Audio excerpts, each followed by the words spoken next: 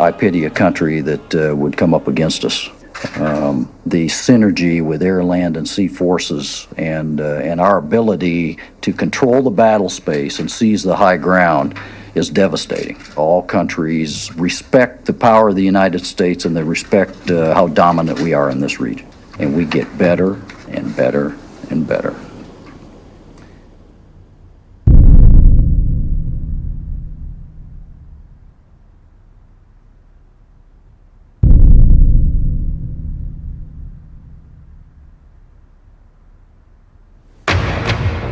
Tonight at 10, a rare glimpse of China's ambitious expansion in one of the world's most contested regions. We report from the South China Sea, where the Chinese are warning off anyone who comes too close to their building program.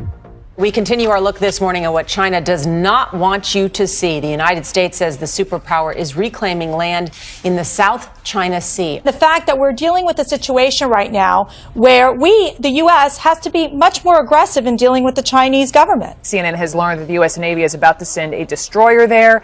Let's go to our CNN chief. CNN got exclusive access to classified U.S. surveillance flights over the islands. The threat of China is becoming big news. The media is beating the drums of war as the world is being primed to regard China as a new enemy.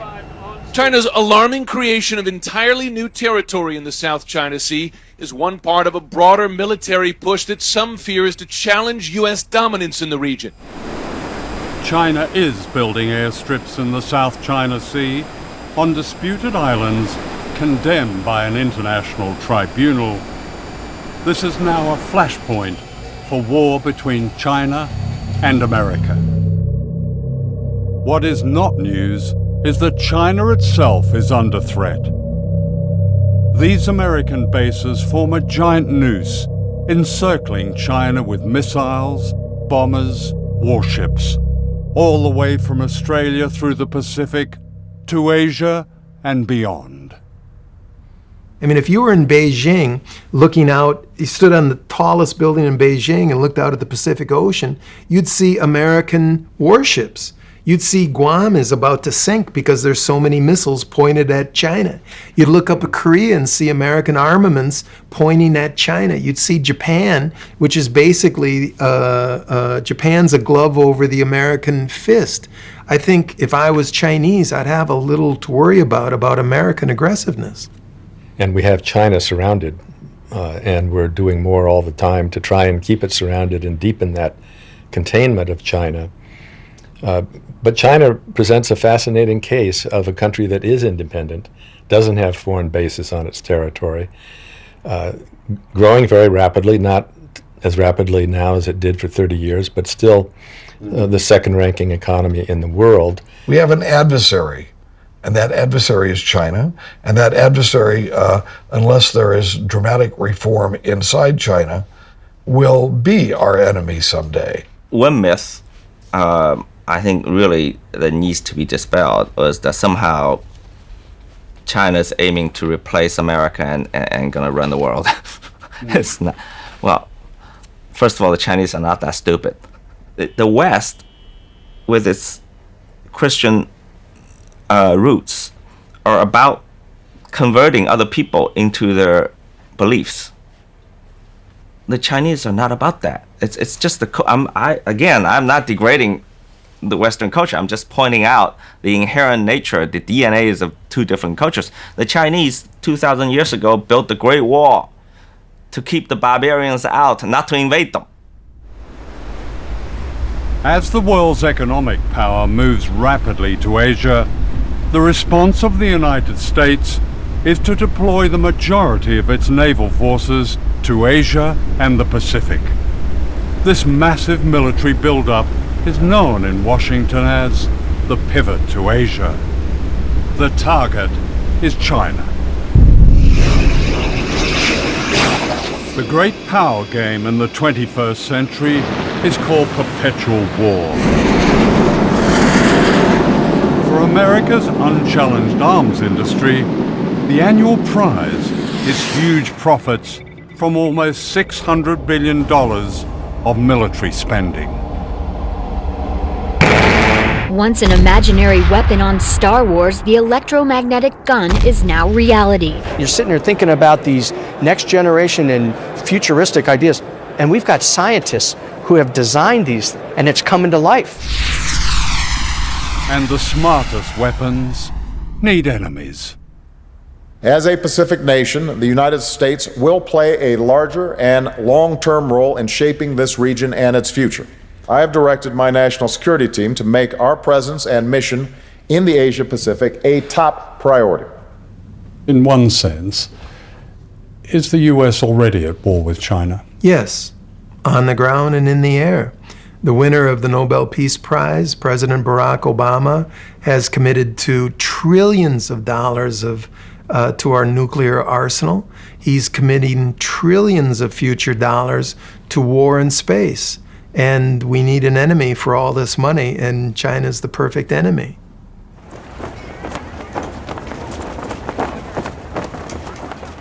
The aim of this film is to break a silence. The United States and China may well be on a path to war, and nuclear war is no longer unthinkable. In a few years, China has become the world's second biggest economic power. The United States is the world's biggest military power, with bases and missiles and ships covering every continent, every ocean. China is a threat to this dominance, says Washington. But who is the threat? This film is about shifting power and great danger. It's also a film about the human spirit and the rise of an extraordinary resistance among people on the front line of a coming war, where the words "never again" have an urgent meaning for all of us.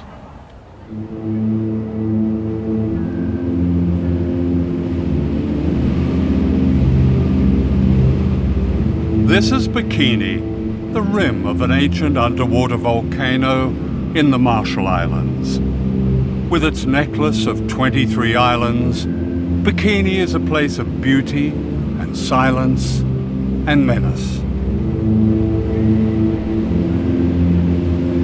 Look closely where the Emerald Lagoon suddenly falls into a vast black hole.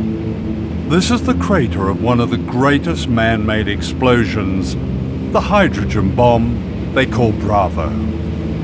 It vaporized an entire island and poisoned almost everything and everyone. As our plane flew low, we seemed to touch its deathly void.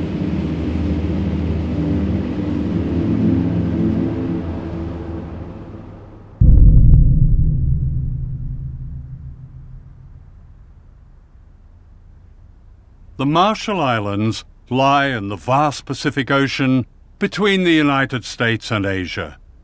Captured from the Japanese in World War II, they've long been America's strategic secret, its stepping stone to Asia and China.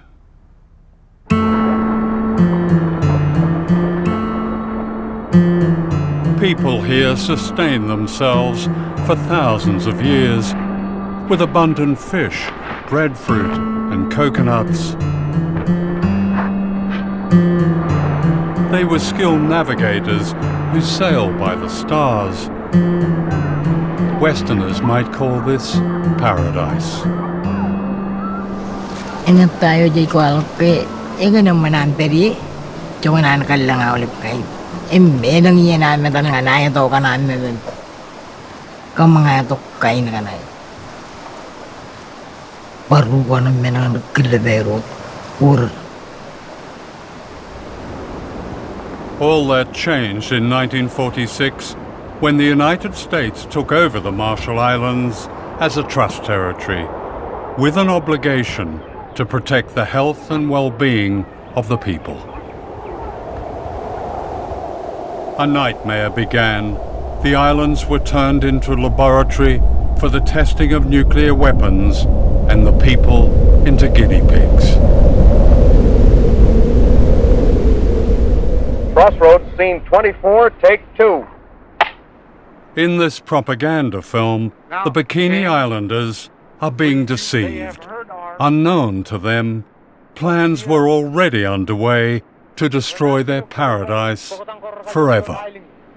Will you ask King Judah that the United States government now wants to attempt to turn this great destructive force into something good for mankind, and that these experiments here at Bikini are the first step in that direction.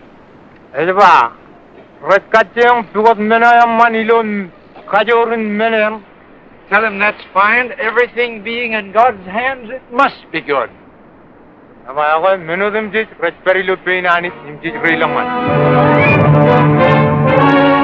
87 ships take positions 3 miles off Bikini to suffer the shattering impact of the 5th atomic bomb. Here will be An armada of warships was assembled in Bikini Lagoon in order to blow them to bits.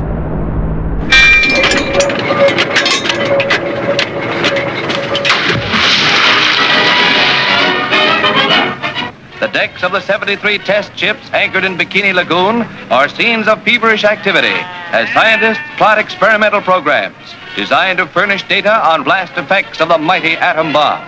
Animals of many kinds Animals were strapped to their decks like a perverse Noah's Ark.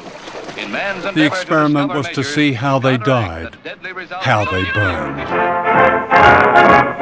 Special ointments are applied to determine their protective qualities. Other parts of the exposed areas being left bare to the atom blast. 3, 2, 1.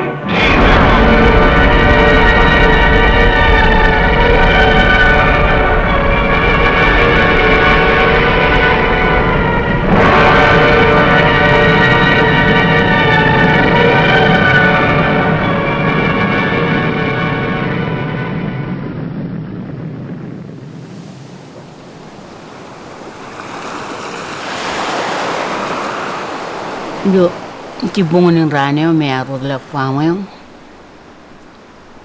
kemiki em ronga jaga hingen ani pulok enot an tu pulok kwamwe akem jayuta em kemuye yurutongom lag tongan nabo ido jimarngon rane kemi loan enot iya puyin kain kalara ole kain kalara enot ngai iya kan merek pulu pro green yellow Ido tereo ilo menako ijo terangan pen rutoro rar kakai riri him chang him ketire lo an mo ilo tipungonin nga parte ko kayri kamjang arti manro na mlaro jaga ini gen ko kamjang ilam nak boleh nor pertuan pada pano nanin kakil jaro jaga jat nanin kakil enangan enoti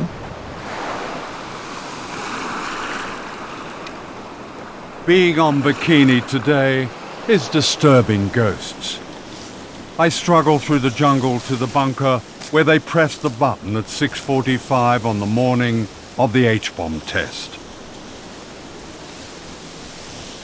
Now claimed by the undergrowth, it's like a subterranean temple to modern times.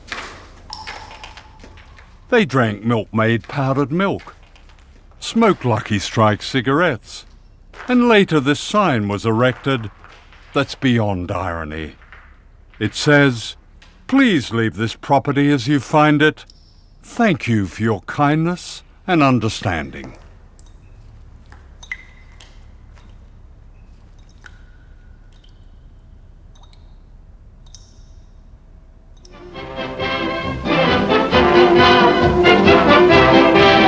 The Mamsells give their all for their art, and you can just bet that audience is giving with the wolf calls. The Bikini, named after the atomic explosion in the Pacific. The Bikini was an explosion everywhere. In 1946, the Bikini swimsuit was launched to celebrate the nuclear explosions that had destroyed life on Bikini Island. The inventor of the Bikini, a Frenchman, made his fortune. Today, a bikini body is promoted in magazines as an object of desire and good health. The bodies of the people of Bikini and other islands are the most irradiated in the world. All these women have had thyroid cancer. Iwa kami ngalem tudu ilu ay wilalem. Emlalo puyinan mengo poda go wandel dak yenga lela ping pobu kemeng tu ja pobu poda ba ngai jo para em pobu me don dor ngai bara lagi libeng elin cetrana kala karbo delak Elangar mi gerar tem dak rar tairia ilu pongone ajiri rorar dari yang mendang tereu elang rar panai. Today, Bikini is unfit for human life. Radiation poisons the food and water. Our shoes registered unsafe on a Geiger counter. The abandoned cemetery looks out to where the sun rose one morning, then rose again as apocalypse. The equivalent of one Hiroshima bomb was exploded in these islands every day for 12 years. A scarred beauty has returned to the island, but the people haven't. Exiled to barren islands, many of them starved. In 1968, President Lyndon Johnson told them it was safe to go home.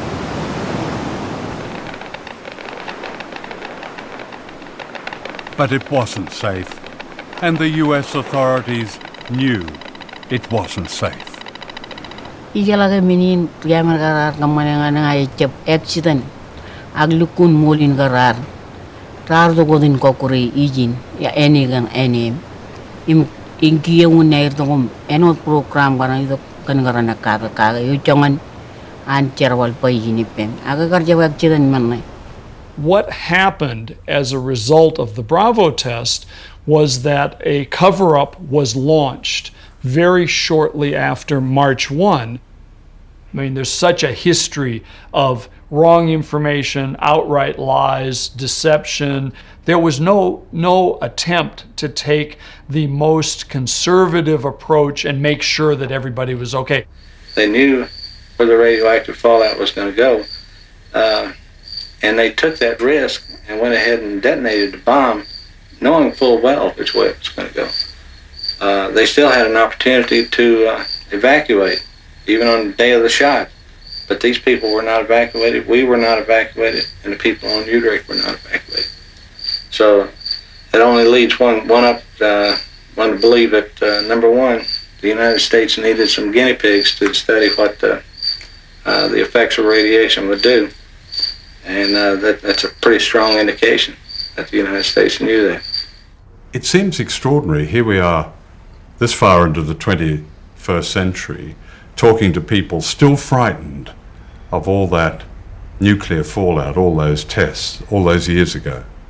The impression I get is that there's so little trust among people. The U.S. is trying to provide as much information, as much good information as we can. Yeah. And so I wouldn't accept the characterization that there have been lies and cover-ups. The word guinea pigs comes up a lot from these survivors.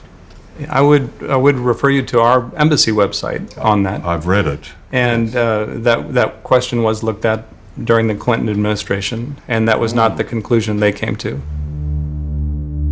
The secret of the Marshall Islands is Project 4.1. Declassified documents reveal a scientific program that began as a study of mice and became a study of human beings exposed to radiation. Chicago is where it all began, and to the AEC Argonne Labs in Chicago last week came 7 men, natives of the Marshall Islands. Leben is from Utrecht. He and the rest were irradiated by our March 1954 hydrogen bomb test. John is mayor of Rongelap, which is 100 miles from Bikini. John, as we said, is a savage, but a happy, amenable savage. His grandfather ran almost naked on his coral atoll. The white man brought money and religion and a market for his copra. John reads, knows about God, and is a pretty good mayor. The Iron Room is a radiation detector for human beings. Inside, John, the mayor, whose first visit to the white man's country meant San Francisco cable cars and Chicago skyscrapers and streamlined trains, whose first visit to the white man's country meant the Iron Room. A savage governs his life by ritual, and he understands this because he thinks of it as a new ritual, sitting alone inside the room. Outside, strange kind of priest in a long white coat. When the ritual of the Iron Room was over for John, it began for the others. As each finished, he was told it was over, and he was given apples and other good things to eat. Then he took off the ritual clothing, and the 7 men put on the suits and topcoats they had been lent in Hawaii, which they would return in Hawaii on their way back in the Marshall Islands, in the middle of the Pacific Ocean.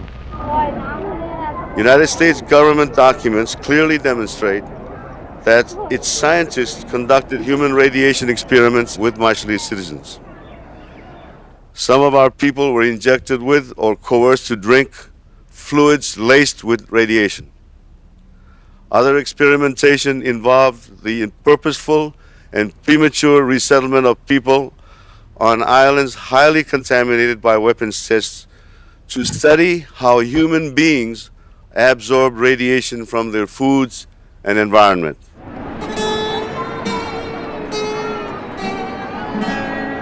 These people are guinea pigs. They are part of the experiment Project 4.1. They're being returned to Rongelap, an island 100 miles from Bikini, by the US Navy. They were told repeatedly it was safe to go home. This happy couple believed they were going home to safety. The man is John and Jane, the mayor of Rongelap, the happy savage from the Iron Room in Chicago. His wife is Majua, and this is their baby son, Lekoj. They had no idea of the horror that lay ahead.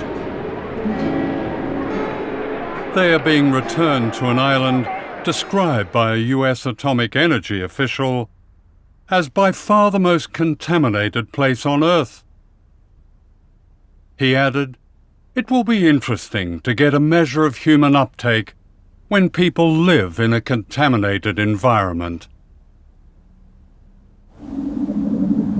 The people of Rongelap remained on their poison island for 28 years as guinea pigs, the objects of regular scientific examination. Ngay chập nó cũng malele lang nangan mi ray walo pera kan kay ngay chập ta ray jajak ta nangan mi gin ray walo jan kian chap mama arbar tyrod per lelok ni menu nongon tyrod me ngay chap rar chap apredi etan value chadu rara apredi im bar reaction turuit arangan turuit mi ngay chap tamak ke tuan accident kan ke chala lilu tan The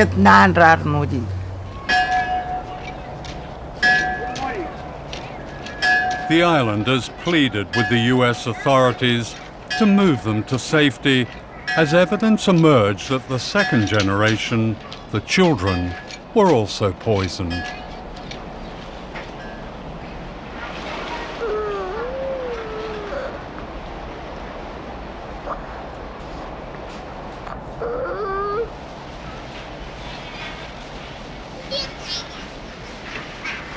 Desperate to leave, the islanders called on Greenpeace to rescue them.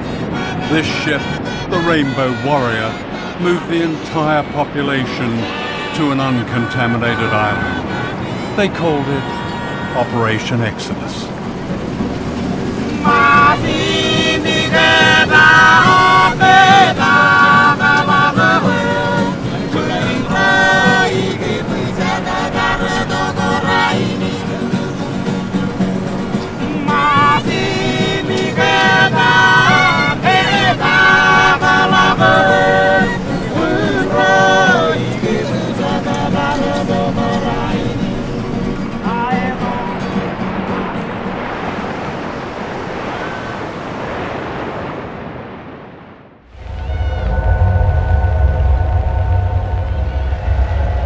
This is Dr. Robert Conard, a leading medical scientist of Brookhaven National Laboratories. Conard devoted his distinguished career to examining the islanders.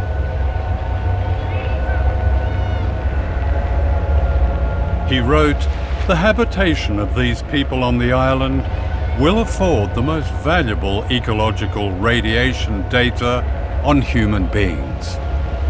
The various radioisotopes present can be traced from the soil to the food chain and into human beings."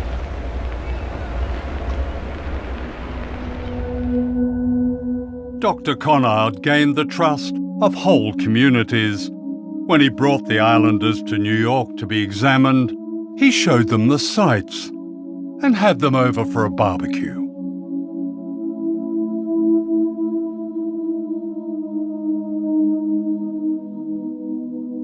When John Anjane's son Lekoj died, aged 18, Dr. Conard sent the man they called a savage a sympathy card from your friend, Bob. In 1957, Majua Anjane was the smiling young woman seen here on her way back to Rongelap, unaware of the danger she and her family faced. This is Majua 28 years later, grieving the death of her son Lekoj from radiation poisoning.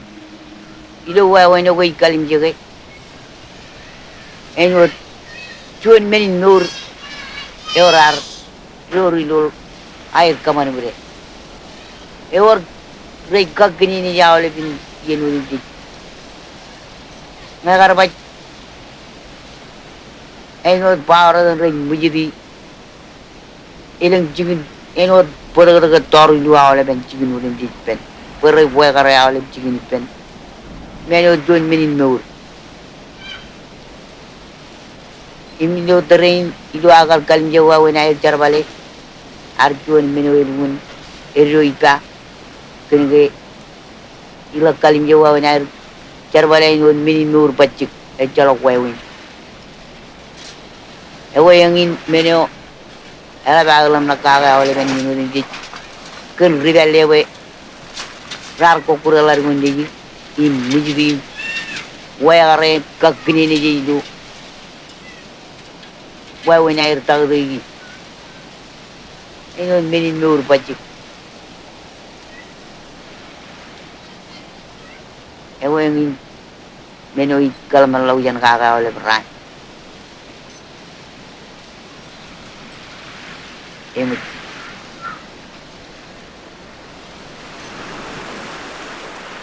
Like her son and her husband, Majua died from a virulent cancer.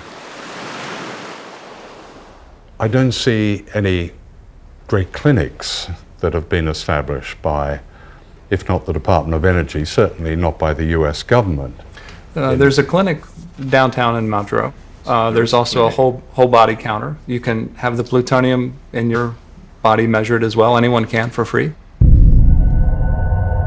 This is the plutonium measuring shop, where they'll tell you how radioactive you are.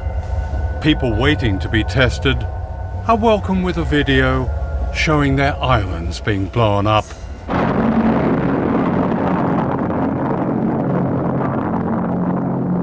And this reassuring commentary. Yahweh Kong Aulip, Etaim Bill Jackson, Program Manager of the Department of Energy, WWIII Marshall Islands Program.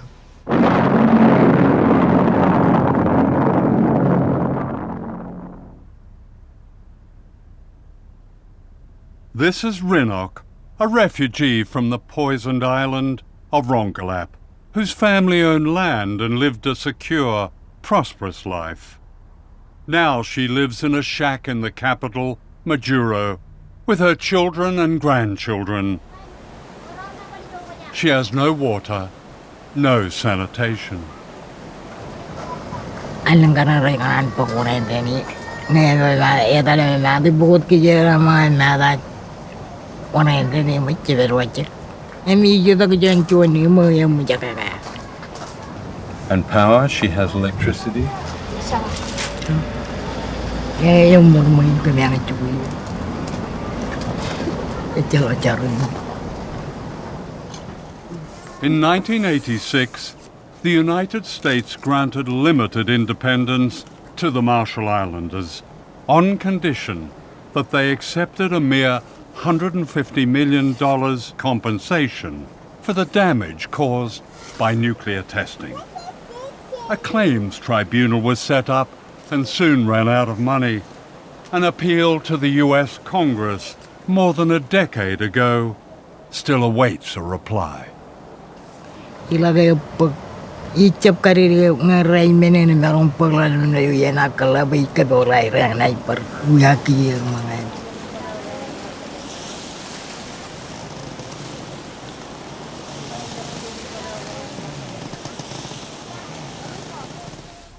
Darlene Keju Johnson was a young health worker who became the champion of her people after she discovered the full extent of their suffering caused by nuclear testing, that many more islands were poisoned than the Americans claimed. This remarkable speech in 1983 broke the silence. I bring greetings from the Marshall Islands and throughout Micronesia. We have hundreds of women who have miscarriages. We have leukemia cancers. We have thyroid cancers. We have stillbirth babies. We have nowadays, I just gone back from home, and I have talked to many women and men in the population, is that we have babies we call jellyfish babies. A baby is born on a labor table, and it moves up and down like this. It's a colorful, ugly thing. It does not shape like a human being. It moves up and down like this on a labor table because that thing is breathing. That is a baby.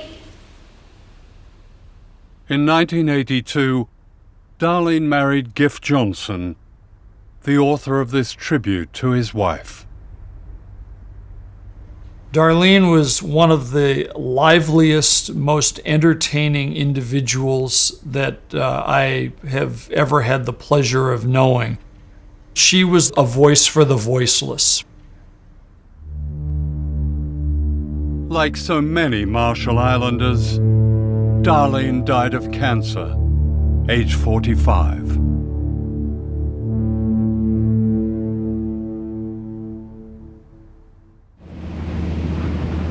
This is the largest of the islands, Kwajalein, occupied by one of America's most important and secretive bases.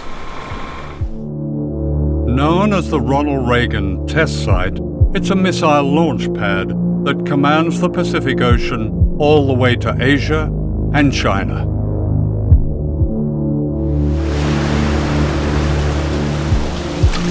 Here, the people of the Marshall Islands are once again being subjected to the testing of weapons of mass destruction designed for a coming war. The base is part of a remarkable plan known as Vision 2020. Devised in the 1990s, its aim is described officially as full spectrum dominance. This means control of all land, sea, air, cyberspace, and space. 5, 4, 3, 2, 1. Ignition. From California, almost 5,000 miles away, the U.S. Air Force tests its intercontinental missiles by firing them at the Marshall Islands. Imagine a missile coming screaming out of the sky. It's absolutely terrifying. I think that there's really nothing that I can imagine that would be more terrifying than this. And we're talking about devices that any one of them could go off course. None of this disturbs life on the base, where small-town America has been recreated, a wonderland of the suburban good life.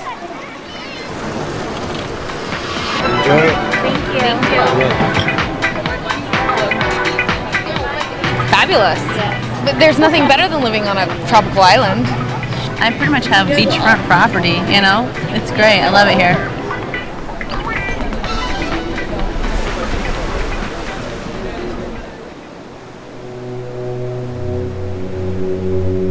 Just across the bay is Ibai Island. Known as the slum of the Pacific, more than 12,000 people live here on a strip of land less than a mile long. Many of them refugees from what is now the missile base and from islands poisoned by nuclear testing. Every day, people from Ibai are brought to work on the missile base to water the gardens and the golf course. Then they are ferried back to their poverty. This is apartheid in the Pacific.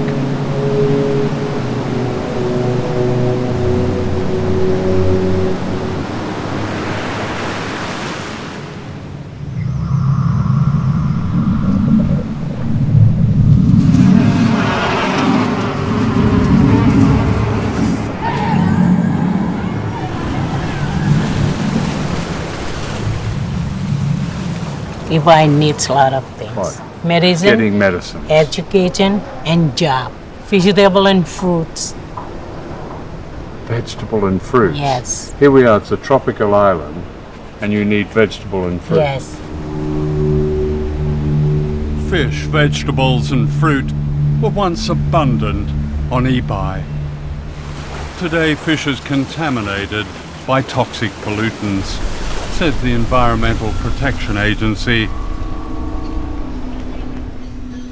Now the only food most people can afford is processed and imported. They have the highest rate of diabetes in the world.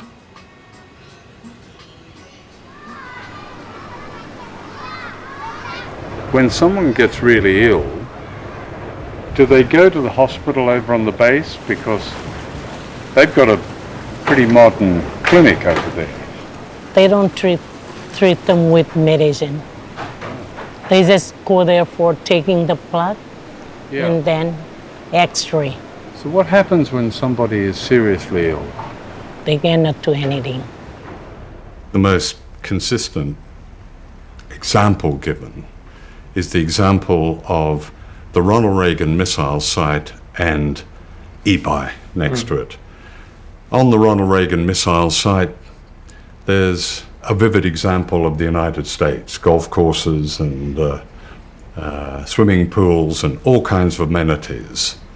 Right next to it is what is called the slum of the Pacific. It's a challenge. Ibai is in great need right now. We've talked about infrastructure. One of the projects the U.S. is working with our Australian colleagues and with the Asia Development Bank is a sewer and water project, desperately needed for Ibai. Ibai is overcrowded, the schools need repair. Actually, the US military did a survey back in the 70s and found that the sewers didn't work and the water didn't run and the electricity wasn't there. It only happened not all that long ago. They found almost exactly the same thing. Why hasn't that been fixed? There's complete agreement that Ibai should be a priority, and not only because of the current activities of the Ronald Reagan Space and Missile Defense Site, but there's also now an additional component that is providing for global security, and that's the Space Fence project by the Air Force. Every missile fired on the Marshall Islands by the US military costs $100 million each. This derelict school bus is the only one on Ibai. They can't afford to replace it.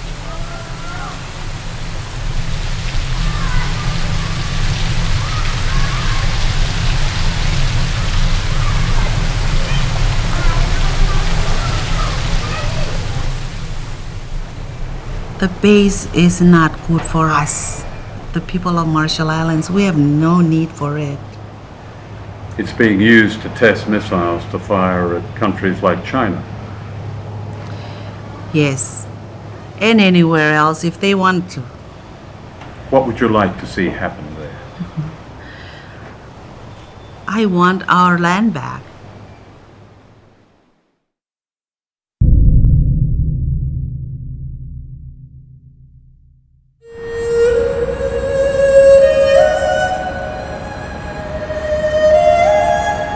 This is Shanghai, the historic port on the Yangtze River, China's greatest city.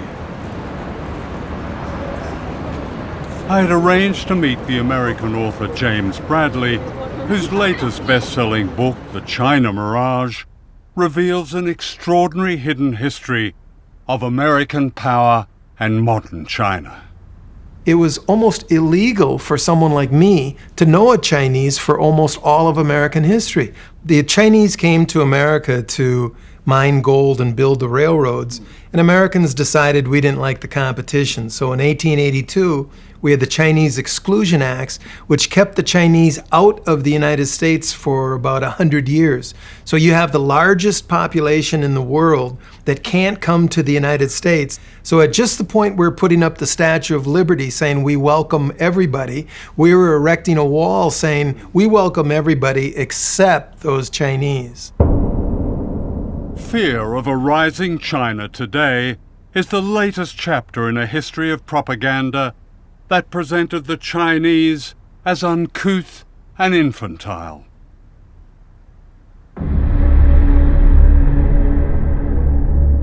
To Western popular and political culture, the Chinese became the yellow peril, and racial stereotypes bore the constant theme of fear and threat.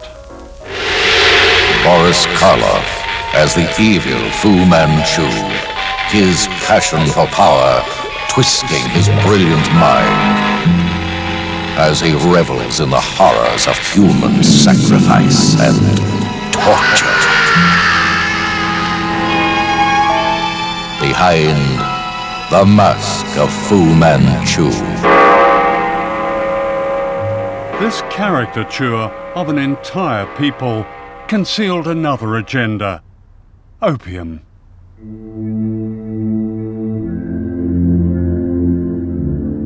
For the American elite in the 19th century, China was a gold mine of drugs. Warren Delano, the grandfather of Franklin Delano Roosevelt, was the American opium king of China. He was the biggest American opium dealer, second to the British. He welcomed the first American ship into China to help out with the opium wars. Much of the east coast of America, Columbia, Harvard, Yale, Princeton, were born from opium money. The American Industrial Revolution was funded by huge pools of money. Where did this come from? It came from illegal drugs in the biggest market in the world, China. Let me get this right. The grandfather of arguably the most liberal president, Franklin Delano Roosevelt, was a drug runner. Yes, sir. Franklin Delano Roosevelt never made much money in his life. He had public service jobs that were very lowly paid, but he had yachts, he had summer homes, he had mansions in New York City. The kids went to private schools. He inherited a fortune from Warren Delano, his father, who was the American opium king of China. If you scratch anyone with the name Forbes in their name, John Forbes Carey, Secretary of State John Forbes Carey. That's the present Secretary of State. Yes, sir. You'll find opium money. His great-grandfather was an opium dealer. How big was opium money? Opium money built the first industrial city in the United States, Lowell, Massachusetts. It built the first 5 railroads in the United States. Opium money all over the East Coast, but it wasn't talked about. It was called the China trade. And if you go to various museums, you can see teas and silks exhibited, and they keep quiet about all that big opium money. In the scramble to get opium money, China was invaded and colonized by Britain and the other imperial powers. Foreign armies grabbed whole swathes of China. This is the American army in Tiananmen Square, Peking, in 1900.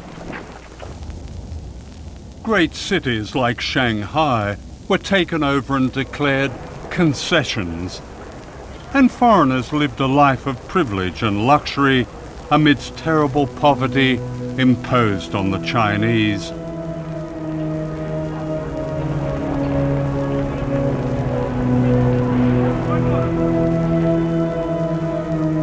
a resistance known as the Boxer Rebellion was put down with the savagery. This rape of China set the tone for how China was perceived in the West well into the 20th century. This is the distinguished historian Theodore H. White, an advisor to the White House, speaking in the 1960s. Perhaps China is too vast to be governed by mercy. Yet if Chinese mind craves order, they must be brought to recognize they are the biggest factor in the world's disorder. And we must untangle the madness of their mind. The most difficult task in the world is to reach the minds of men who hate you. What White was really complaining about was the loss of a China that the imperial West could dominate, and the defeat of General Chiang Kai-shek, who with his famously powerful Christian wife, Mei Ling-sung, guarded America's interests in China. That is, until they were thrown out in 1949 by a communist revolution led by Mao Zedong. Mao had beaten Chiang Kai-shek 3 times in huge battles involving millions of combatants. Mao was a winner in this contest from the early 1930s on, but we knew very little about it, and people don't understand that even today. Shanghai hears the message clearly as foreign businessmen board up their shops. Go now, go quickly, for communism marches. Take what you can, but flee. In pell-mell haste, the Western powers evacuate the city they have built, for good and bad alike must leave. The businessmen come for profit, as well as missionaries come to heal, must say goodbye, as out the Yangtze steams the last of Western influence, and farewell to a century.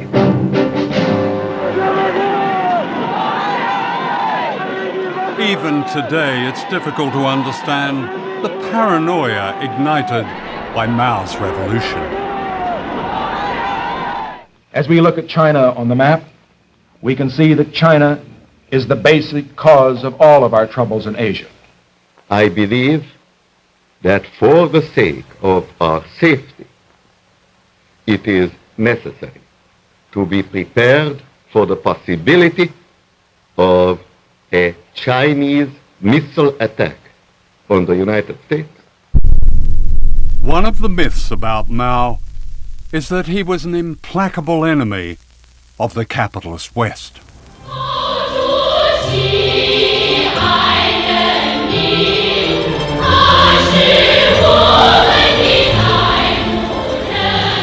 Shanghai today is a prosperous international city, still run by the communists, at least in name.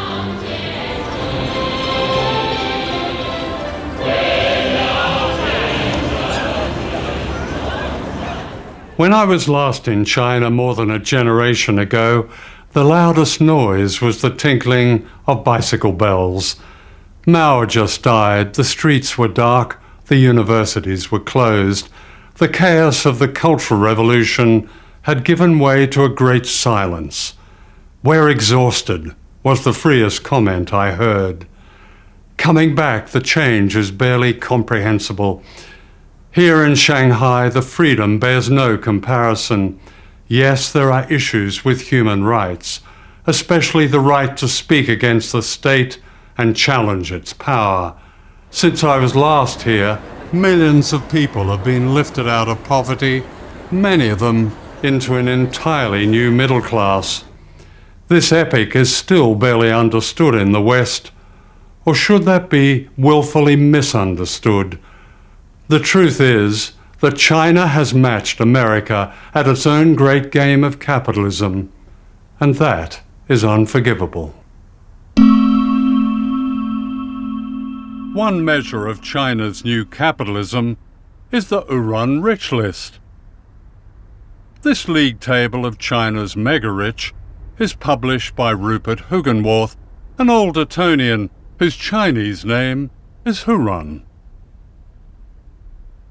He's received many awards, including China's Man of the Year. This year, 2015, has probably been the most extraordinary year of wealth creation in the history of China again. You know, I've been doing this list for 15, 16 years. I've never seen a year like 2015. You know, normally for £200 million or $300 million, we find, say, about 800,000 people. This year, 2015, it's doubled. There'll be more dollar billionaires known about in China than in the US. So the US, up until now, has been the leader in terms of business, you know, the most successful business tycoons in the world. China 2015 will have overtaken the US, so amazing.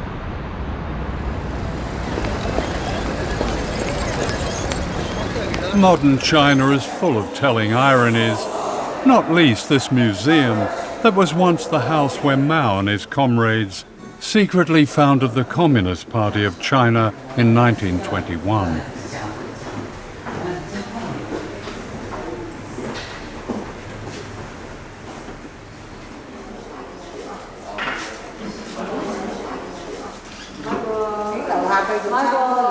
Today it stands in the heart of an exclusive, very capitalist shopping district.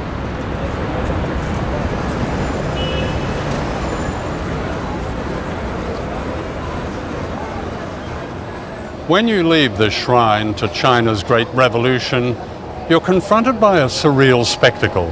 For right outside where the Chinese Communist Party was born are the very symbols of capitalism.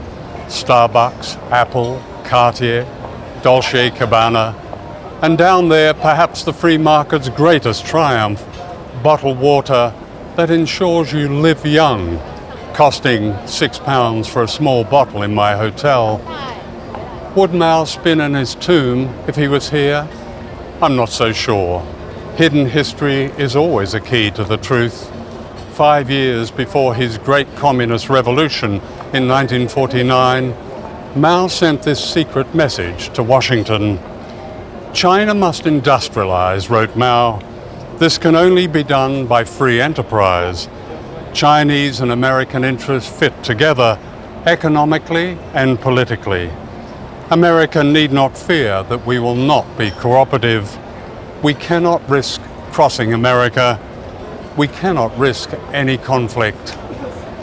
Mao received no reply. Nothing has changed. Mao Zedong was looking to be a friend with the United States from the beginning. Mao says, I will go meet Franklin Roosevelt in the White House. Mao reaches out in 1950 to Harry Truman. He reaches out to Dwight Eisenhower. His hand was tossed away. This opportunity that might have changed history, prevented wars, saved countless lives, was lost because the truth of Mao's overtures was denied in the Washington of the 1950s. State Department officials who had carried Mao's messages were condemned unjustly as communist traitors. Everybody who knew Mao, who spoke Chinese, was gone. In the 1950s, the State Department had no employees who spoke Chinese. It's resulted in us not having relations with the #1 most populous country in the world. In 1979, this man, Deng Xiaoping, became China's paramount leader. He said, socialism does not mean shared poverty. This was code for the most radical reform since Mao's revolution, the return of capitalism to China, but this time controlled by the Communist Party. To be rich is glorious, Deng was reported as saying. America was now threatened by the emergence of a vast image of itself.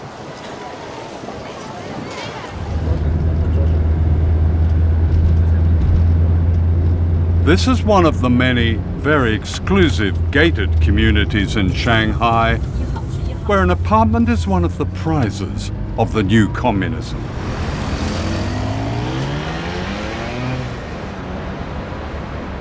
I had arranged to see Professor Zhang Weiwei, a close aide to the late Deng Xiaoping, the man who changed China. Deng is really extremely long-term visionary, a leader with exceedingly long-term and strategic vision for his country, for his people. And China is still following that path. Yeah. Actually, this is really a tradition from China's long history. You look at even like Mao, he said we should, surpass UK by which year, we should surpass United States by which year. So this tradition continues to this day. Even Xi Jinping today is also doing the same. Actually, what many Chinese have problem with Western media is the stereotypes about China. If you are content with stereotypes, you miss so many things. If BBC broadcasts something, they are happy to always mention this communist dictatorship, this autocracy.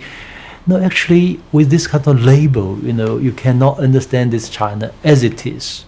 But if you watch BBC or CNN or read Economist and try to understand China, it will be a failure. It's impossible. Multiple parties fight for political power and everyone voting on them as the only path to salvation to the long-suffering developing This is Eric Lee, a Shanghai entrepreneur, educated in America, and typical of a new, confident, outspoken political class.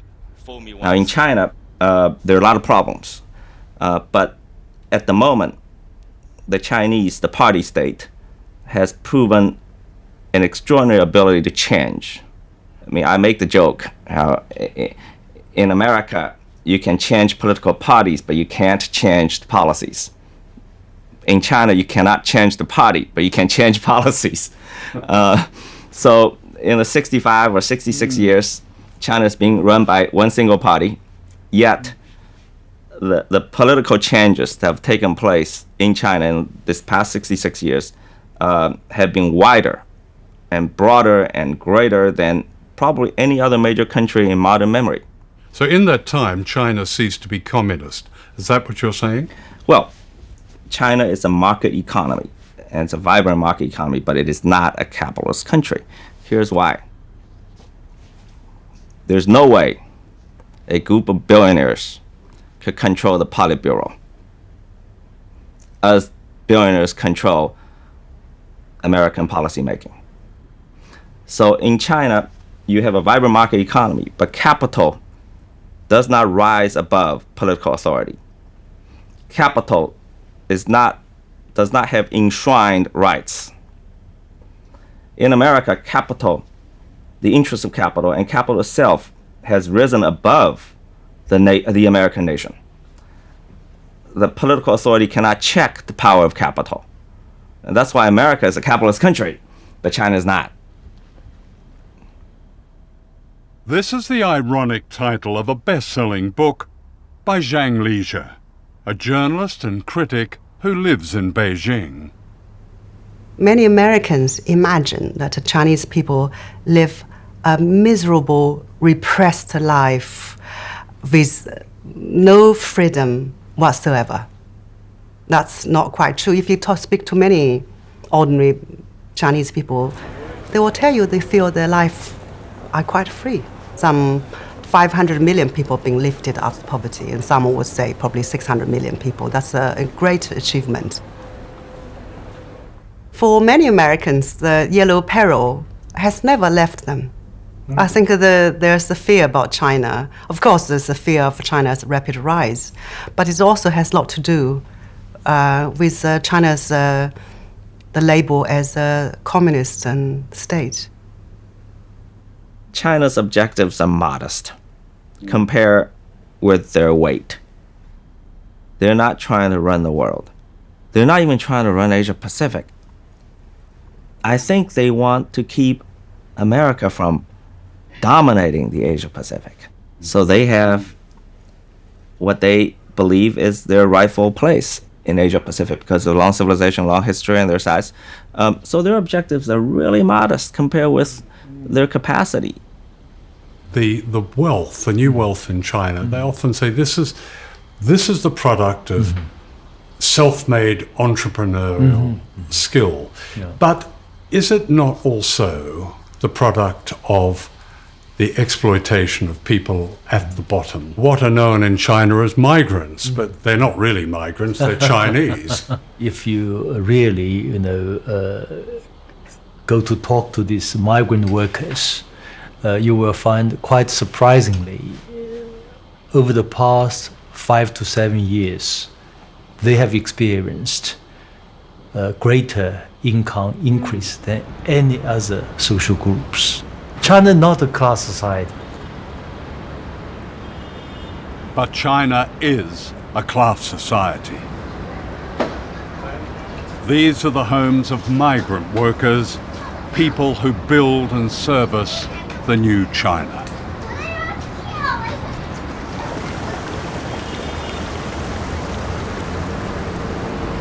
Here it's not uncommon for 3 families to share one tiny flat.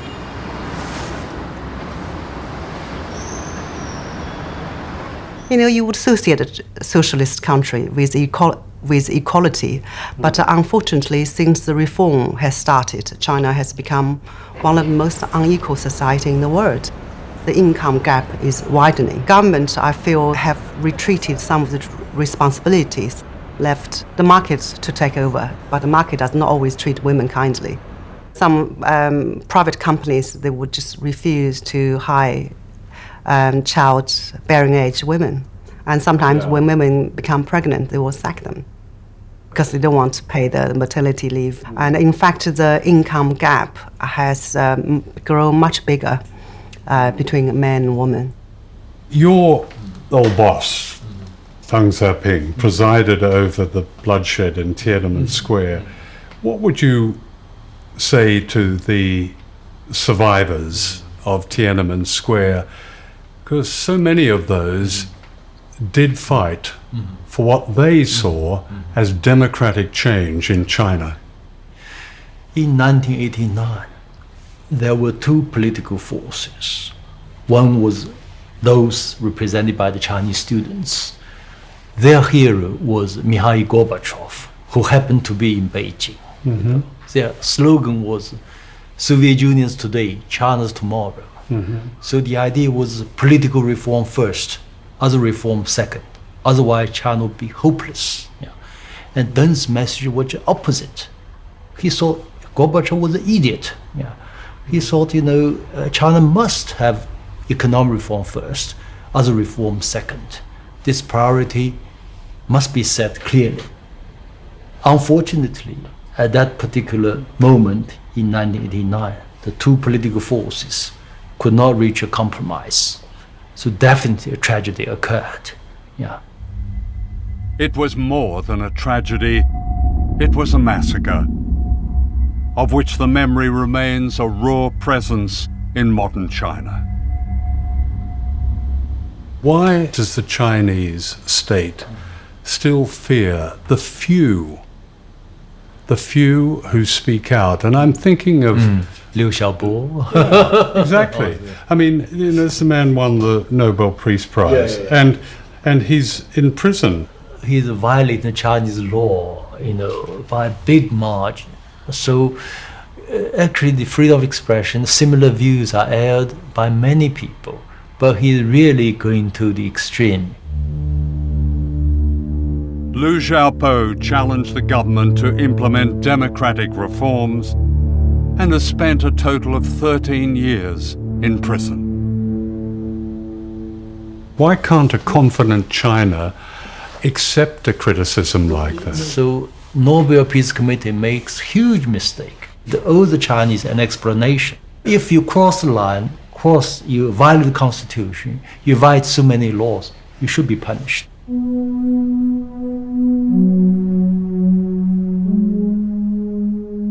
And yet in China today, the spirit of protest and dissent lives on in different forms. In 2015, strikes and community protests and activism reached record levels. This resistance is seldom reported in the West. So there are lots of protests in China. Typically, for example, land being grabbed by officials for commercial development, and the farmers are not being compensated properly. Yeah. But the farmers now know more aware of their rights, so they protest. Or young workers from the factory, they demand a better wage or better working condition. But many of the protests, they are economic driven, not political driven. They are regional, not nationwide. So this kind of things will unlikely develop into real movement, or so-called, you call that revolution. Yeah. So the Mao's revolution was the last revolution? Well, never say never.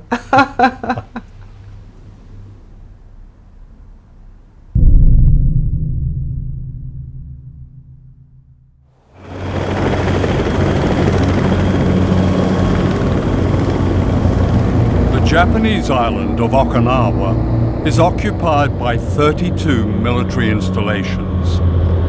From here, the United States has attacked Korea, Vietnam, Cambodia, Afghanistan, Iraq. The sky is full of planes and helicopters.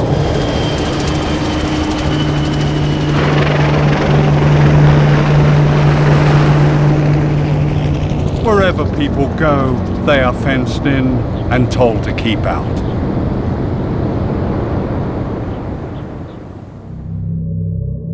Okinawa is the front line of a beckoning war with China.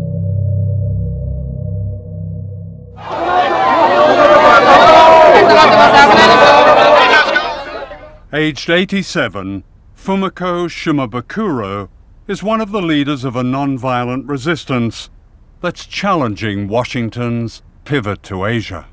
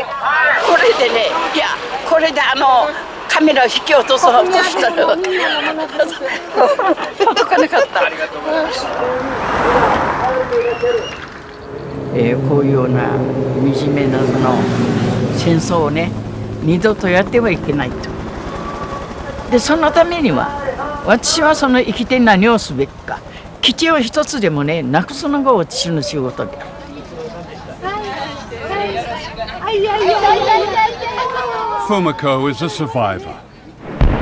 A quarter of the civilians on the island were killed in the American invasion in 1945, and a fear of war has been passed through the generations.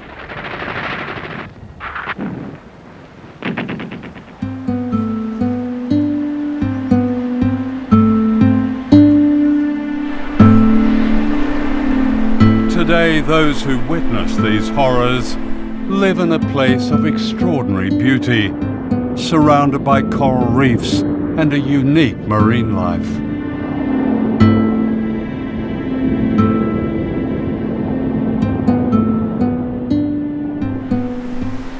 It was here in Hanoko Bay that the survivors of World War II sought refuge, and it's this they're now fighting to save. It's an epic struggle that pits these island people against the greatest military power on Earth.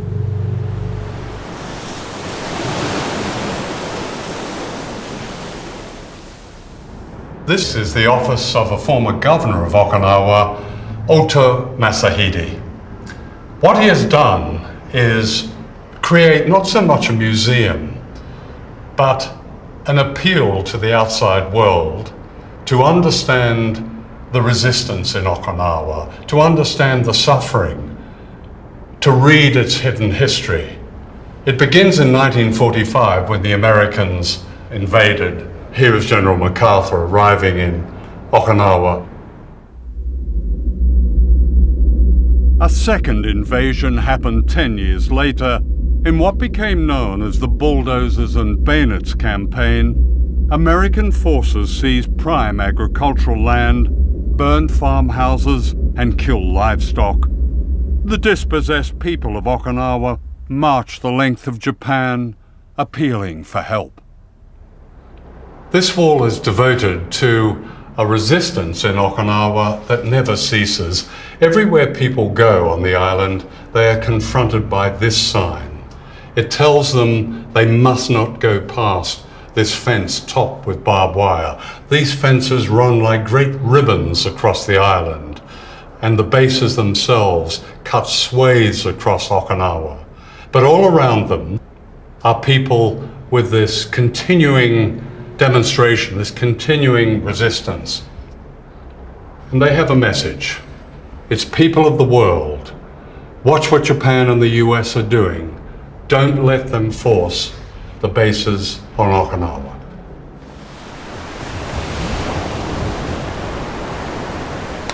というそしてね、沖縄はずっと戦後ずっと基地はもうこれ以上の基地負担は嫌だと言ってきたことを日本政府はアメリカに対してはっきりものを言っていない。アメリカにもいい顔、沖縄にもいい顔してる。だからそれに対して腹が立ってちゃんとアメリカにものを言ってくれという気持ちでいます。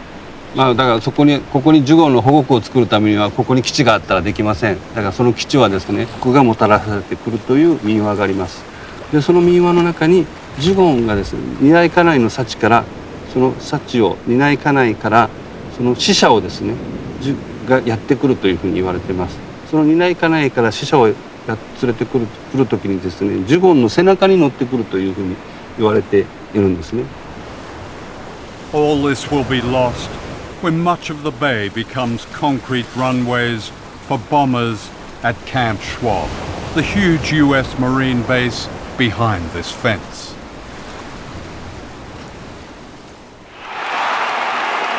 In 2014, Okinawa elected a new governor, Takeshi Onaga, who won by a landslide on one issue, stopping the new base at Hanoko.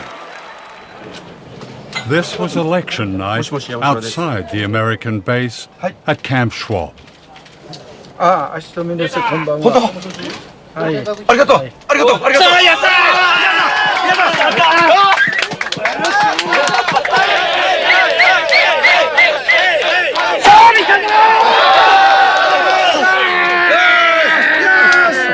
勝利。なんとも言えない涙が出てきました。自分たちが頑張った分、でもね、これからその基地がなくなるまで私は頑張りたいと思ってます。本当に今日は生きていてよかったと思います。はい。We shall overcome. We shall overcome someday.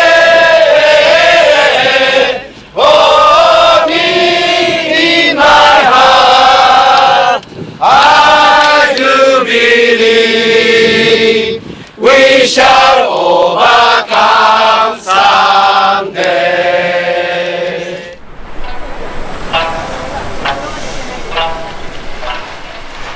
The New Year's celebration of their victory was bittersweet. The government in Tokyo resented this unprecedented challenge to its authority. The issue is now in the Japanese courts. Japan's Prime Minister, Shinzo Abe, has also made clear that with the backing of his powerful patron America, he wants to reawaken Japanese nationalism and reclaim its military power.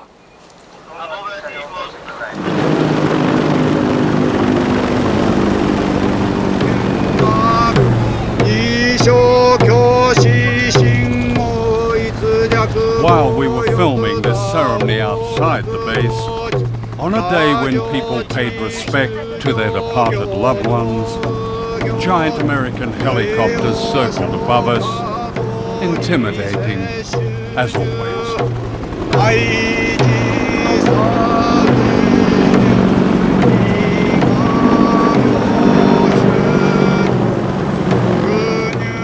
threat of these low-flying aircraft is a constant presence in Okinawa. Teachers often can't teach because of the noise and the fear.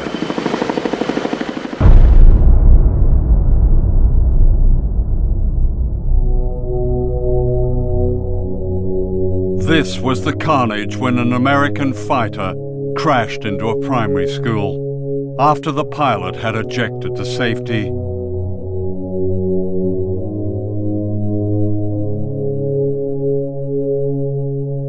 Haru Akira, age 7, was terribly burned. これは10時半頃かな、それでメソールだったから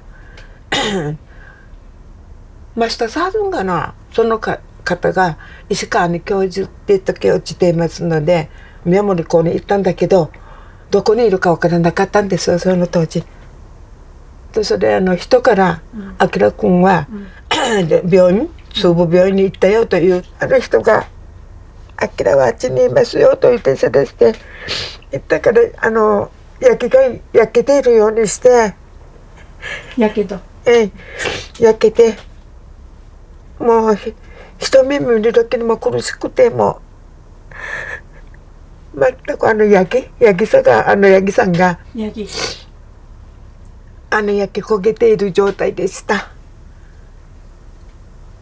それ話したくないですよね。Akira suffered throughout his youth and died from his injuries, aged 21.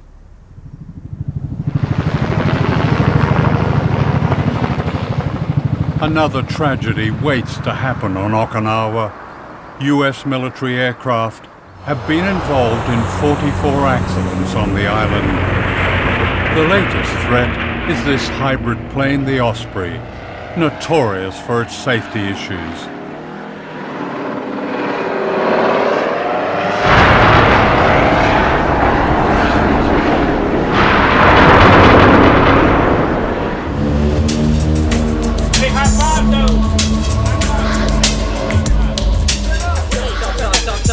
Wherever the military is based in Asia, there is a relationship with local people, especially women, that often breeds resentment.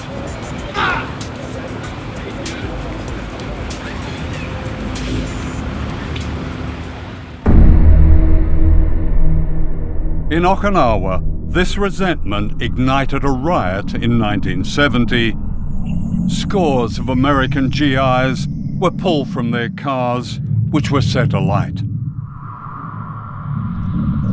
For Washington and its compliant ally in Tokyo, it's this kind of insurrection that they fear.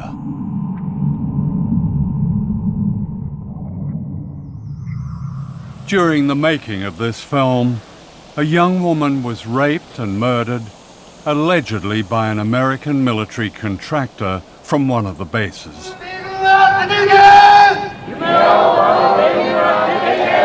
It was the latest of thousands of cases of violence, and it brought massive crowds into the streets, demanding an end to the military occupation of their country.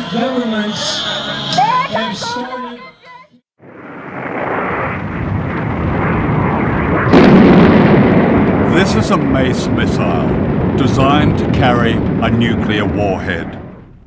During the Cold War, the United States secretly installed nuclear weapons at this launch pad in Okinawa. Most of them were aimed at China.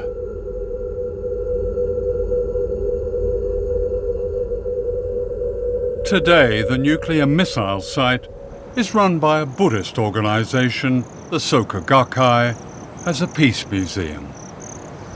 In 1962, the atomic weapons loaded on the missile was almost launched. They're almost launched? Yeah. According to the spokesman of this military base, said they were ordered to prepare, then received second order to stop it. One of the American servicemen, whose job was to fire the Mace missiles, has since revealed that China was a nuclear target during the Cuban Missile Crisis in 1962.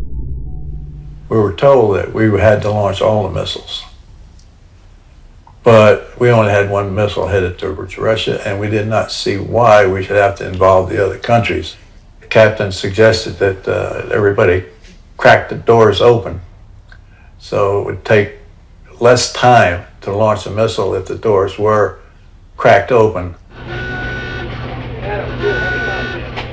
One of the launch crews was on the point of firing their missiles when a duty officer suspected the order was false. The launch officer on the B side was told to send 2 men over there with .45s and to shoot anybody that tried to launch until the situation was resolved. And it would only take like 15-20 seconds to run the distance between the two command centers. So those 2 men kept that whole crew at bay while we made a decision as to what to do. And it wasn't very long, maybe 2 or 3 seconds later, where a very nervous major came over the intercom issuing the stand down order. And then we just kind of looked at each other like we could have exterminated the whole planet. The major who had given the launch order was quietly court-martialed and dismissed from the Air Force. That morning is just as familiar to me and as clear as yesterday morning is. And this is 53 years later. And how clear blue the sky was. And it was just some very light clouds. And there was a perfect breeze blowing and a perfect temperature. I did not know what the temperature was, but it just felt perfect. And we were all just kind of taking it in and taking in the smell of the air and the sea and the land mixture together, and everything smells so beautiful. This is very interesting because it shows the cities in China where these Mace missiles were aimed at. Yes. Which ones do we have here? This is Okinawa Island. So within 2,000 kilometers, you find Peking or Beijing, Xi'an, UK, and Hong Kong, Shanghai, Taiwan, Taipei, and Pyongyang, North Korea, within the range of missile.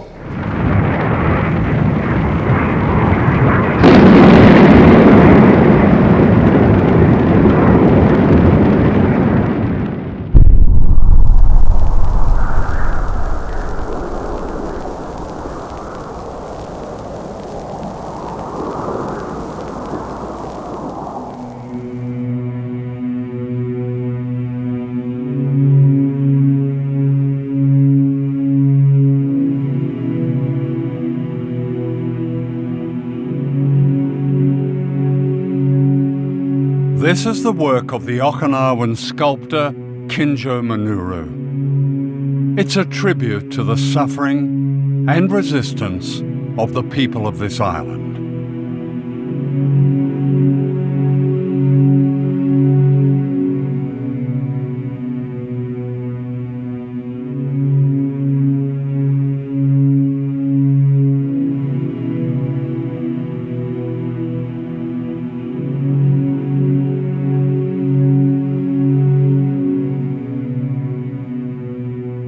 More than 1,000 miles away, on the Korean island of Jeju, these symbols of struggle are hauntingly similar. The work of Korean sculptor Ko Gil-chun represents another fight of island people for freedom.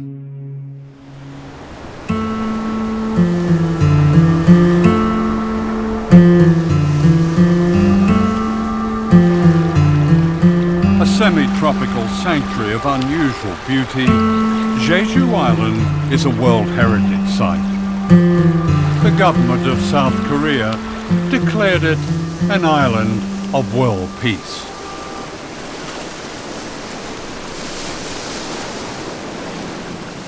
But on this island of peace has been built one of the most provocative military bases in the world, less than 400 miles from Shanghai.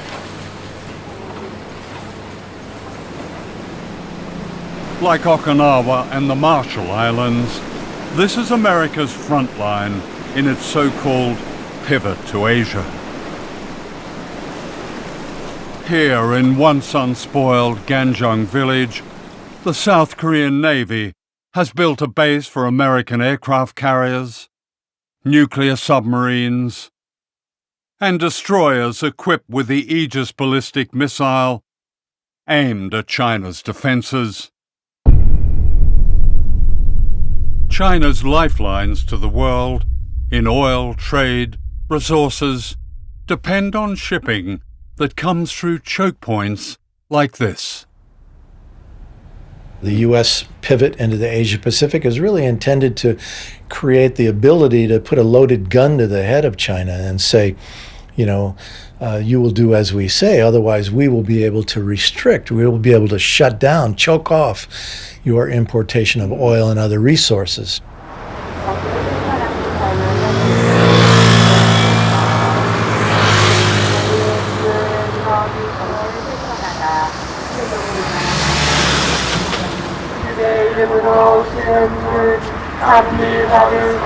For 9 years, every day, often twice a day, these Catholic priests have staged a mass that blocks the gates of the new military base on Jeju Island.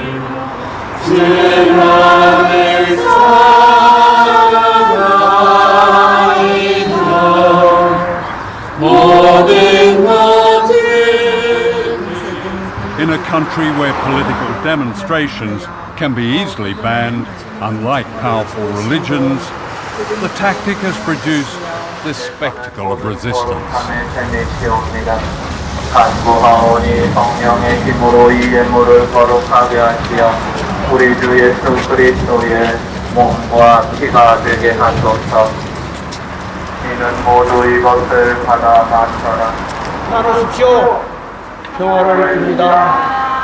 Father Moon Jong-hoon has led the fight to stop the base being built and several times suffered serious injury.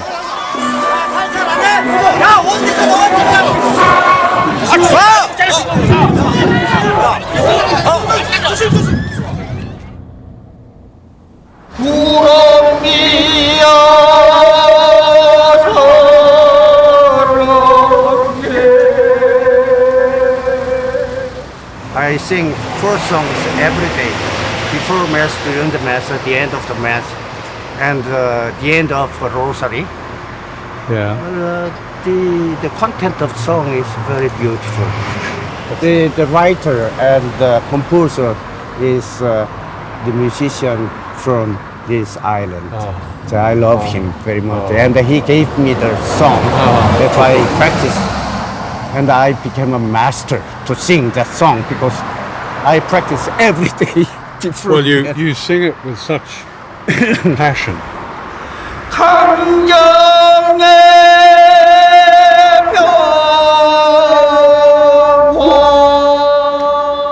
Sometimes we just wait. Typhoon, typhoon struck.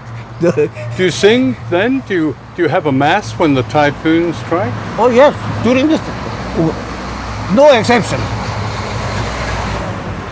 What will happen if this base becomes operational? They have destroyed the environment, destroyed the life of villagers. No, we should be witness of that oppression and violence, you know. Why do they do it? Well, they'd like to rule the Pacific area, whole area, right? They'd like to make China isolated in this globe. Yeah. You know? It means U.S. government want to be emperor of this world.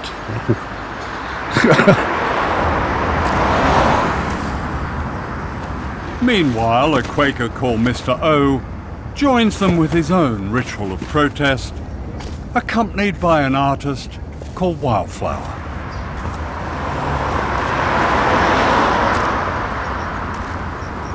오초원 선생님이 산보일배를 하다 보면 이렇게 바닥에 숙여야 되잖아요. 그래서 차들이 올 때 못 볼 수 있어요. 매우 위험하죠. 그래서 제가 뒤에서 좀 눈에 띄게 이렇게 하고 있으면 그런 교통사고를 막을 수도 있고요.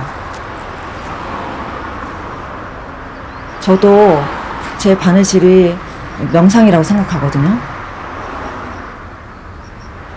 실제로 그 뇌파가 명상할 때 거의 비슷해요. 바느질할 때.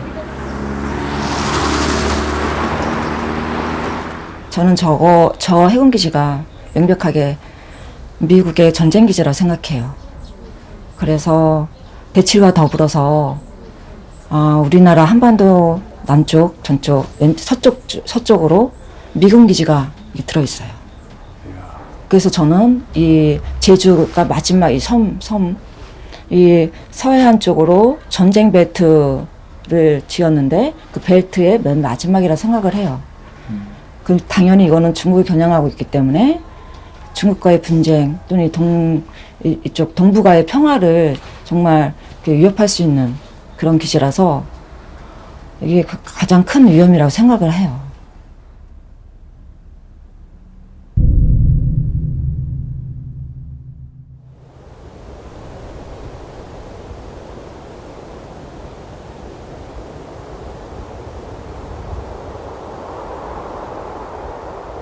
This is the center of an empire that never speaks its name, whose power is represented in this extraordinary world map of American military bases.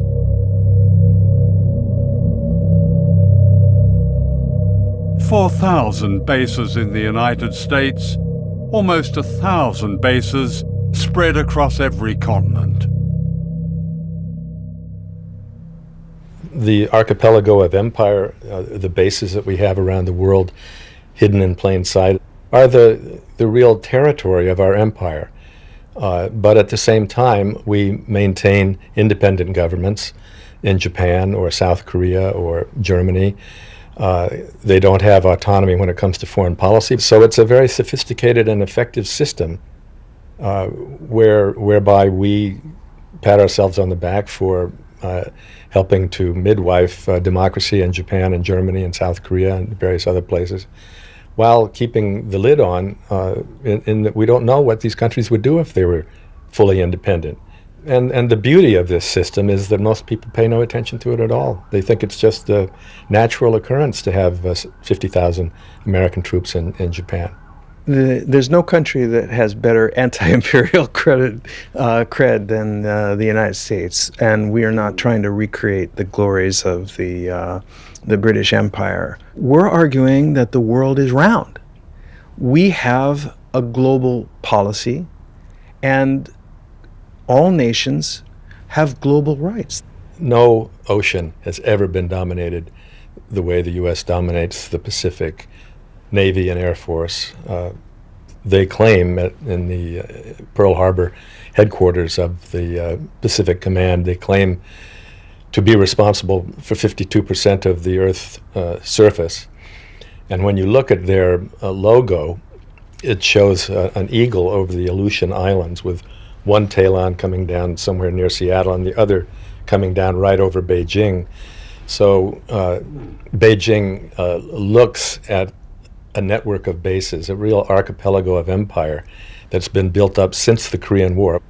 You have had, and still have, an arc of bases that start in Australia and go through the Pacific. We have no bases in Australia. You have Pine Gap, you have Darwin, and you have a new facility in Western Australia. No, to speak precisely, we have no military bases in Australia. What we do is operate with and in Australian bases. Yeah. But we're not in the basing business nowadays. There's a growing collection of what are referred to as lily pad bases. These are bases that have typically 200-300 troops, no family members, very few amenities, and are often quite secretive. They're bases that are frequently constructed within a foreign country's base to disguise it, and generally are not referred to as bases. Many of these bases have been set up to combat China's worldwide economic influence. From these bases, the United States operates a secret army in 147 countries. If you're going to be a free country rather than give in to every gangster regime in the world, you're going to have to take a risk, because those gangsters, they want to eliminate good people in the world so they can and in China they want to dominate all of the Far East. They want to dominate, just like Japan wanted to before World War II. Their goal was to dominate that part of the world. Today, because there has been no political reform in Beijing, these guys want to dominate a huge chunk of the planet. Twilight struggle. Andrew Kurpenovich served on America's National Defense Panel. He's a military strategist and war planner. You've written that airstrikes and naval blockades have a role to play in punishing China. You've described the need for sea mines. You've described the need for special forces, US special forces, and missiles placed in islands. This sounds like a preparation for war. Our first president, George Washington, said, if you want peace, prepare for war. And essentially, what the United States is doing, again, is responding to provocative behavior on the part of China. And just as we did in the Cold War, the idea was to have a position of military strength such that your adversaries were not tempted to act in aggressive ways or try and employ coercion to get their way. I mean, just last week, the US Navy sent a guided missile destroyer into the Spratly Islands and South China Sea. And what was different about this, I think, was that Chinese fighters scrambled. That sounds like an escalator. Well, again, from an American perspective, the escalation was the Chinese beginning to militarize these islands in the first place, moving its military capabilities down into that region, engaging in provocative behavior against the commercial activities and military forces of other minor countries in the region that have claim to those islands. So it's a response to Chinese intimidation. Excuse me, how is commerce being intimidated in the South China Sea? There have been no military forces, no military bases there.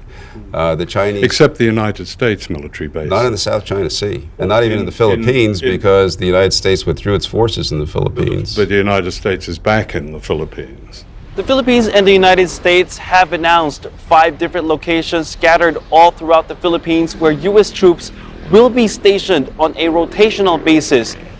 This threat to China from yet more US bases on its doorstep was not an issue when an arbitration tribunal ruled against China's claims to the strategic Spratly Islands in the South China Sea. In 2015, the US Navy rehearsed a blockade that would cut China's lifelines of oil and trade and raw materials. The danger of confrontation grows by the day. The US Navy is on the doorstep of China, regardless of disputed islands, and is there with low-draft ships, planes, battle groups. It's right on the doorstep. What if Chinese ships, what if the equivalent was off California? Well, John, we ask ourselves that question regularly, and it's important to put yourself in the other guy's shoes. Yeah. So, look, we don't operate in the Pacific in an effort to scare China, to contain China, to backfoot China. Our operations and our presence, first of all, is warmly welcomed by the vast majority of the coastal states, but secondly, is fully accepted by the Chinese. Time after time. Is it fully accepted? Yes. My impression. By their words. The Chinese My impression leaders, is that they're scared. And this is what they're scared of. a noose of bases right around China.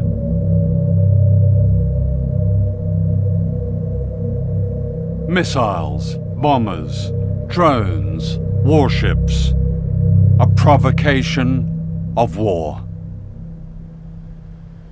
Today, I state clearly and with conviction America's commitment to seek the peace and security of a world without nuclear weapons.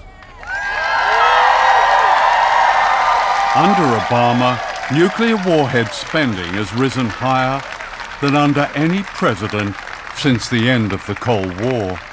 It's all a magician's show, because at the same time that Obama is talking about that, not only is he spending $1 trillion to modernize U.S. nuclear forces, but he's deploying these missile defense systems to encircle Russia and China, which makes it impossible to get rid of nuclear weapons in that climate.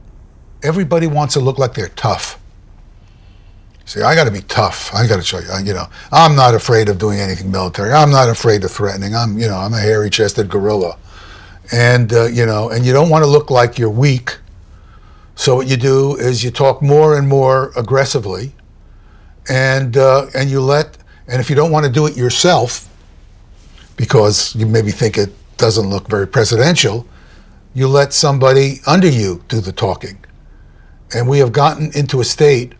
The United States has gotten into a situation where there's a lot of military, saber rattling, and it's really being orchestrated from the top. Yeah. This seems incredibly dangerous, all of this. That's an understatement, I think, but I agree. Yeah. When you routinely plan for mass murder, you become conditioned to it. That's what this is. We accept it. Oh yeah, we have nuclear weapons. The Defense Secretary, he's just announced that there will be warships and special forces and planes sent to the Philippines, and the Wall Street Journal has described this as the vanguard of a major US presence in Southeast Asia. That sounds like... Where does this end? What's the purpose? I mean, where are we going to stop this process before it starts a war? And then if the war starts, where does that end?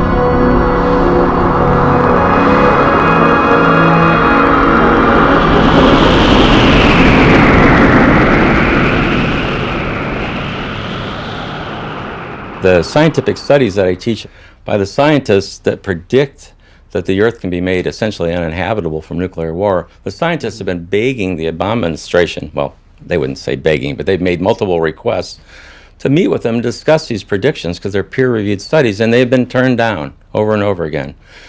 They've been peripherally told that, well, we don't think the long-term environmental consequences of nuclear war are all that important if the immediate effects of nuclear war don't stop it. But the long-term environmental consequences of nuclear war are liable to wipe out the human race.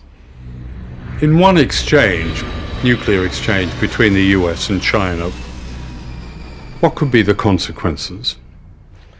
Well, let me just give you an example of what one Chinese 4 or 5 megaton warhead would do to a city in the United States.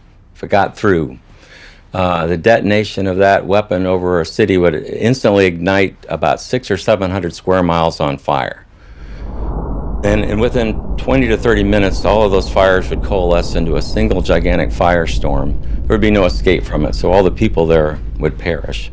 So the U.S. with, say, hundreds of nuclear weapons on Chinese cities. Well, when you combine all the smoke from these nuclear weapons detonating, it actually creates millions of tons of smoke, black carbon smoke, will rise above cloud level into the stratosphere. It's heated by the sun. It acts like a solar collector. And that smoke, because of that, will stay there for 10 years or longer. And what the smoke does is it blocks warming sunlight from reaching the surface of the Earth. And it becomes so cold in a matter of just a couple of weeks. The temperatures will fall below freezing every day for 1 to 3 years. And it will become too cold to grow food crops for at least 10 years or longer.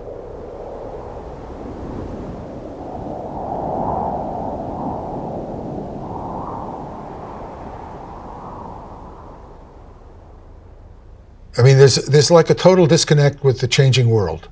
You have a giant rising power, in this case China.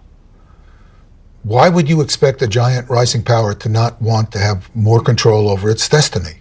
What we should be doing, in my view, is trying to cultivate a sense of friendship and cooperation, and we can have our differences with them. If we think they're doing something in trade that we don't like, let's have it out with them.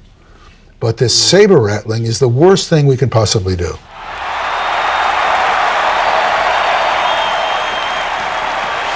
It is time to show the whole world that America is back, bigger and better and stronger than ever before. We don't have victories anymore.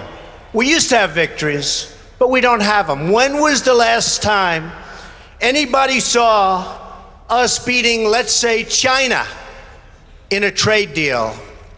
They kill us. We can't continue to allow China to rape our country, and that's what they're doing. It's the greatest theft in the history of the world. The new president, Donald Trump, has a problem with China.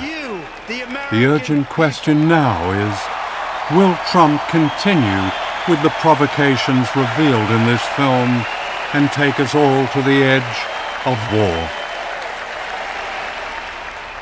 There never have been two countries more interdependent on each other than China and the US in history. And China is the largest trading nation in the world and in history. So China's economy and their society and their lives are linked to the entire world, including America and the West and all the other countries. So I think interdependence between these two countries and among all the nations of the world speak to peace.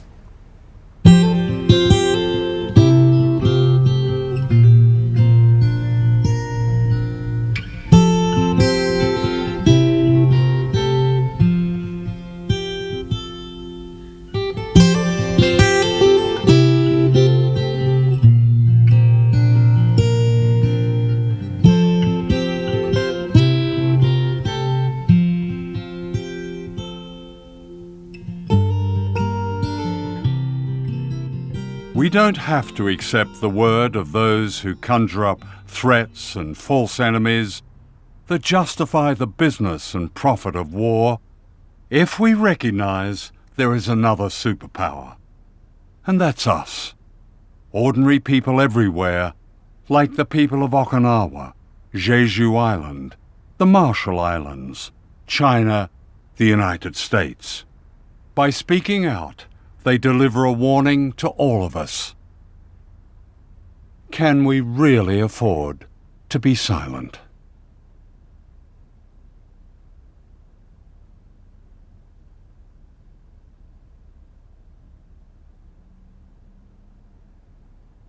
We'll meet again.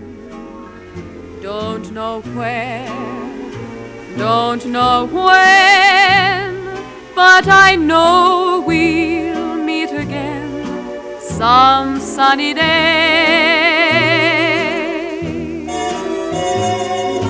Keep smiling through, just like you always do, till the blue skies drive the dark clouds far away.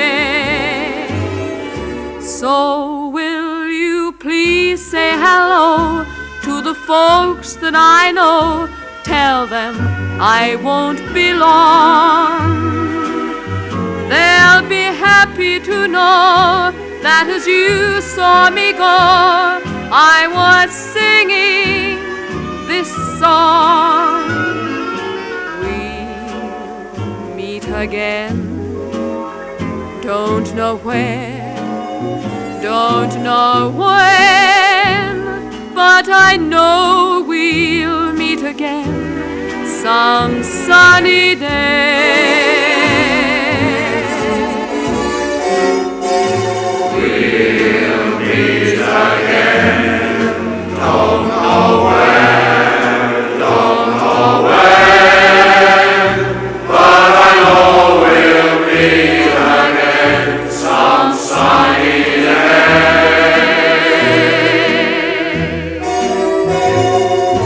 Keep smiling through, just like you always do, till the blue skies hide the dark clouds far away. So will